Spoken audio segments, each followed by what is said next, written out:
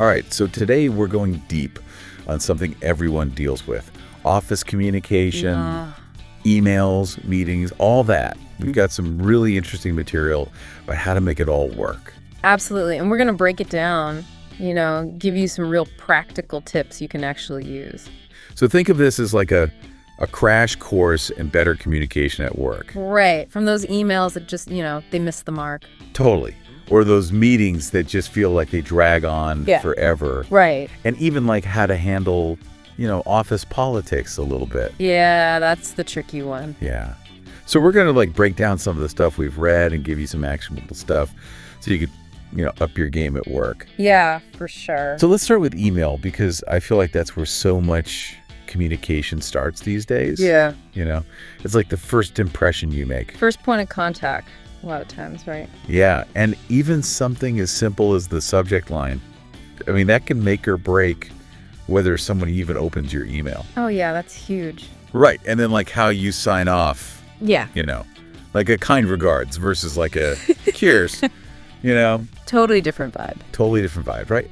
So what I noticed in a lot of the stuff we read was this emphasis on staying professional. Yeah. Even when maybe the person you're emailing isn't, Right.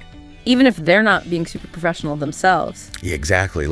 If you get an email that just says, fix it, John. Oh, I hate those. You would be like, come on. But instead of firing back, being like, what are you talking about? Right. What these experts are saying is take a deep breath and be like, hi, John. Could you clarify what you need fixed? Exactly. Keep it professional. Get the information. Yeah. Be the bigger person in those situations. And on the flip side, when you're writing emails yourself, yeah, there are definitely phrases you want to avoid. Oh, for sure. I feel like anything in all caps, it's like screaming, Yeah, you want to be shouting in someone's inbox. Or using slang that you wouldn't use in a meeting. Right. Keep it professional. Keep it professional. So, okay, let's move on to meetings. Right, meetings. I feel like there's a whole language of meetings. Oh, there is. There's a whole dictionary of meeting speak. Right. What are some of the phrases that you hear all the time? So, you got the classics let's circle back to that. Right. Which usually means we don't have time for this right now. Right.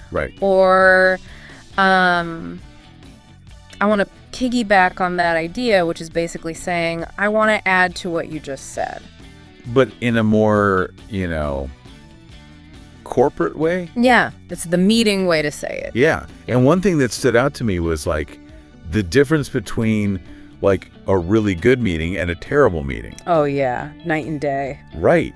What makes a meeting actually productive, according to this stuff? So it seems like having a clear agenda is the number one thing, right. Knowing what you're trying to accomplish in the meeting. Makes sense. And then being prepared, having the information you need so you're not scrambling. Yeah. And not just rambling, but actually making sure what you're saying is relevant. Absolutely. It's all about being concise and making sure your contributions actually, move the meeting forward. Yeah, it's not just about hearing yourself talk. No, it's about being effective. Yeah. Okay, so meetings, we've tackled that. Now, this is a tough one. Office politics. Oh, yeah. How do you deal with difficult people, and how do you give feedback without making enemies? Right, because you don't want to, burn any bridges. Exactly. So what did our readings say about, handling those tough personalities? Well, one thing they stressed was to keep it professional. Don't make it personal, Right. Focus on the issue, not the person. So, if someone's, constantly missing deadlines. Right. Instead of being you're always late, you're hey, these deadlines are really important for the team. Right. Just focus on the work itself. Okay, that's good advice. And then what about giving feedback? How do you do that constructively? So instead of just saying, this is bad, be specific about what needs to change. Hey, I noticed, XYZ could be improved. And this is how it impacts the team or whatever. Right, exactly. Right. Frame it in a way that's helpful. Okay, yeah, that makes a lot of sense. And I think this is important too, setting boundaries. Saying no when you need to. Oh, yeah, that's huge. It's tough. It is. But if you're already overloaded and someone asks you to take on more work, you have to be able to say no sometimes. Right. And, you don't have to be rude about it. You can just be like, hey, I appreciate you thinking of me, but my plate's really full right now. Yeah, yeah, exactly. Just be honest and direct. Okay. So we've covered some pretty heavy stuff. Let's lighten it up a bit. Small talk. Okay. I feel like this is something people either love or hate. Yeah, it can be awkward. It can be. But it's also kind of important for building relationships at work. Oh, absolutely. So what are some safe topics for small talk? And what should you avoid? Safe bets are usually things like, weekend plans or hobbies or maybe like a funny news story or Something something. positive. Right, something lighthearted. What should you stay away from? Definitely anything too personal, like, health issues or money problems. Right.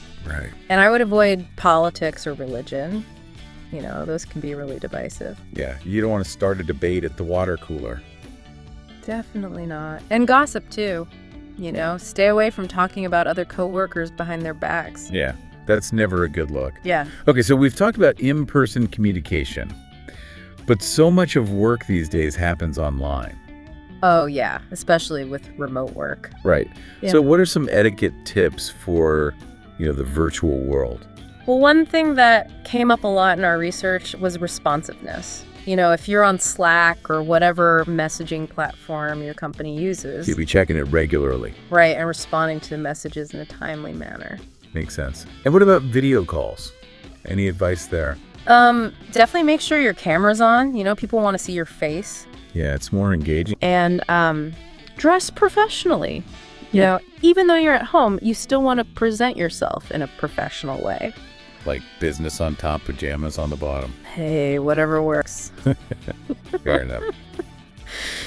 Now, one thing that I think is really important to remember is that not everyone communicates the same way. Right. Especially when you're working with people from different cultures. Yeah, cultural differences can be huge. So what are some things to keep in mind there? So, for example, like email formality. In some cultures, it's expected to be very formal and address people with titles and all that. Right. But in other cultures, it's more casual. Okay, so you got to kind of know your audience. Yeah, absolutely. And then there's also like the level of directness, of like that some cultures are very direct and to the point, while others are more indirect and you have to kind of read between the lines. So if you're working with a global team, it's really important to be aware of those differences. Absolutely. Miscommunication can happen so easily. The one thing I thought was really interesting in the stuff we read was this concept of pro-phrases. Oh, yeah. These are like little phrases you can use in tricky situations. Right, like verbal tools to help you navigate those awkward moments. Exactly. So for example, let's take this offline. Classic. Like if you need to have sensitive conversation, you don't want to do it in front of everyone. Exactly. Or, could you elaborate on that? Someone says something confusing. You can ask for clarification without sounding like you're challenging them. Yeah, it's a good way to get more information without being confrontational. Okay, so pro phrases. I like that. Now, before we wrap up, I want to touch on something that's kind of fun. Office horror stories. Oh, yeah, everyone's got one. Like those moments of epic communication fails. Right, like the accidental reply all. Oh my God. When you send something you shouldn't have to the whole company. It's everyone's worst nightmare. Yeah, those are the things that keep you up at night. So what can we learn from these horror stories? I think the biggest takeaway is to just be really careful. Right. Proofread everything. Double check who you're sending things to. And one of the best pieces of advice I saw was never reply all when you're angry. Ah, it's so true. Like sleep on it and then respond when you've calmed down. Because once you send that email, there's no taking it back. No, there's no undo button in real life. Nope. All right, so I think we've covered a lot of ground here. Yeah, we have. We've talked about emails, meetings, office politics, Small talk, remote work etiquette, cultural differences, pro phrases. all the good stuff. Hopefully you've picked up some useful tips along the way. Yeah, I know I have. So here's a thought for you to tap on. What's one small change you can make to your communication at work this week? Yeah, think about one thing you can do differently. How could that impact your interactions with your colleagues? Food for thought. Absolutely. All right, thanks for joining us for this deep dive into office communication. We'll see you next time.